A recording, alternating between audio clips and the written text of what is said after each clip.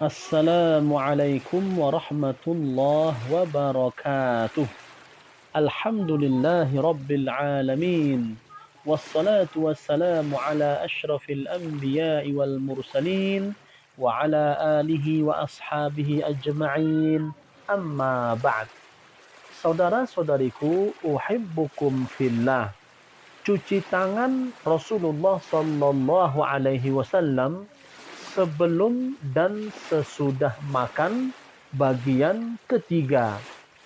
Salman Al-Farisi radhiyallahu anhu meriwayatkan, qara'tu fit Taurati anna barakatat ta'ami al-wudu'u ba'dahu.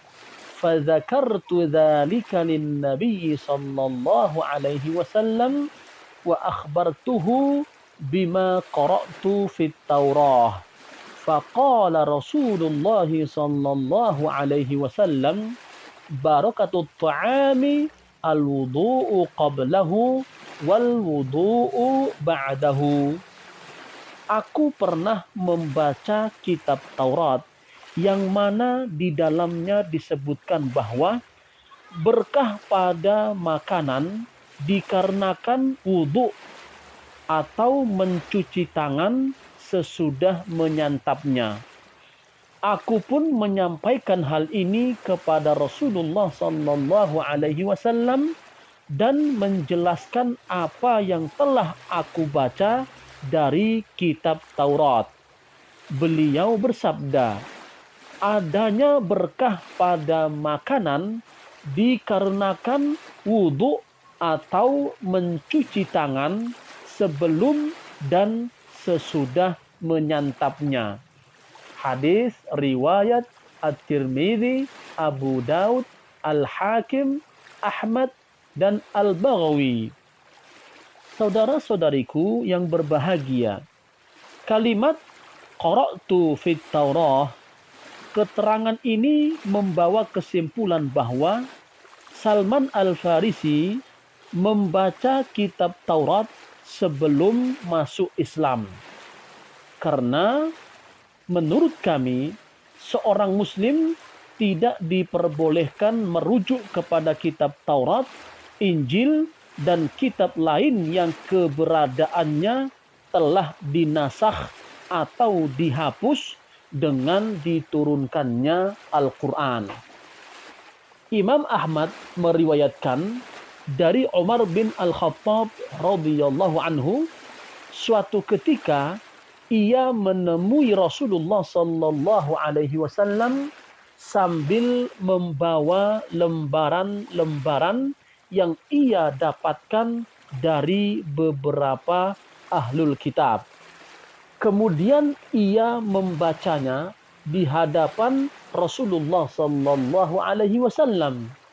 Pada saat itu juga Rasulullah sallallahu alaihi wasallam marah dan bersabda, "Amutahawwikuna fiha ya ibnal Khattab, walladzi nafsi biyadihi, laqad ji'tukum biha bayda'a naqiyatan, la tas'aluhum an syai'in fayukhbirukum bihaqqin fatukadzibu bihi, aw bibatilin fatusaddiqu bihi, walladzi nafsi biyadihi, law anna Musa kana hayyan ma wasi'ahu illa ayyattabi'ani."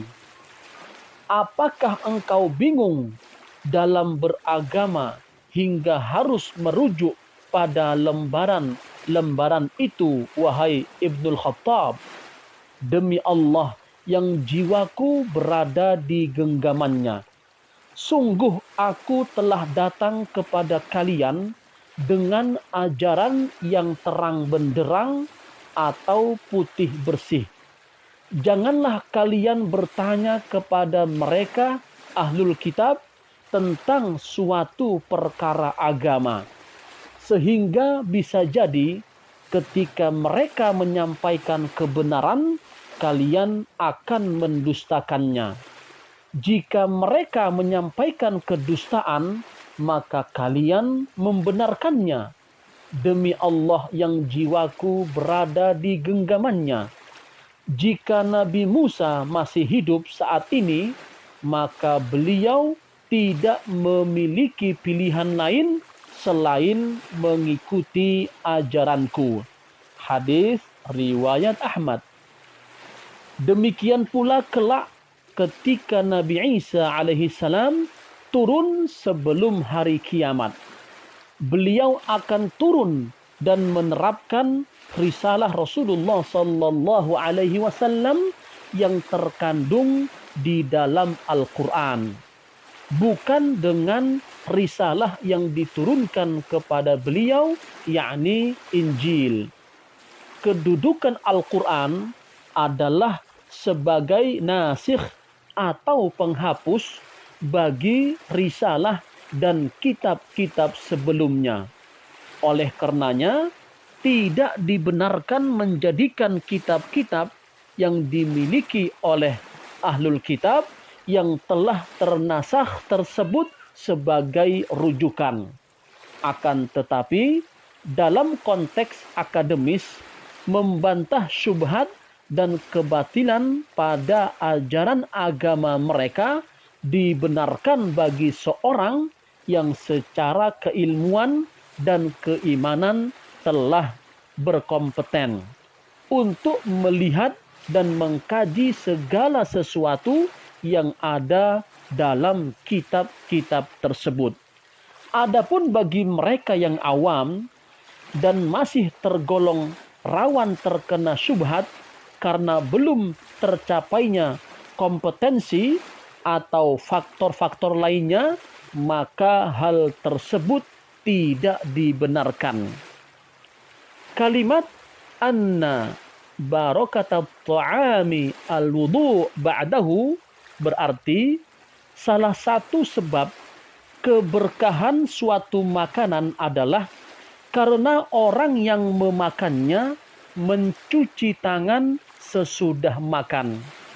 Kata al-wudu berarti mencuci tangan sebagaimana yang telah dijelaskan sebelumnya dan bukan dalam pengertian secara terminologi syariah.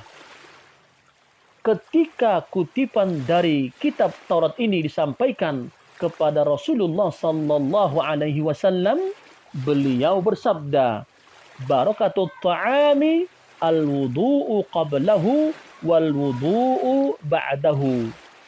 Berkah pada makanan dikarenakan wudu atau mencuci tangan sebelum dan sesudah makan.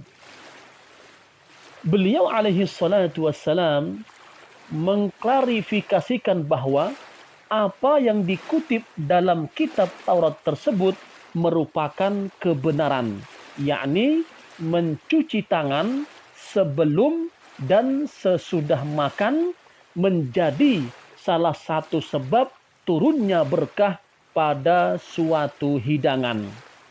Hadis ini menjadi nas argumentasi syar'i terkait dengan masalah mencuci tangan sebelum dan sesudah makan. Wallahu a'lam bishawab. Wassalamu alaikum warahmatullahi wabarakatuh.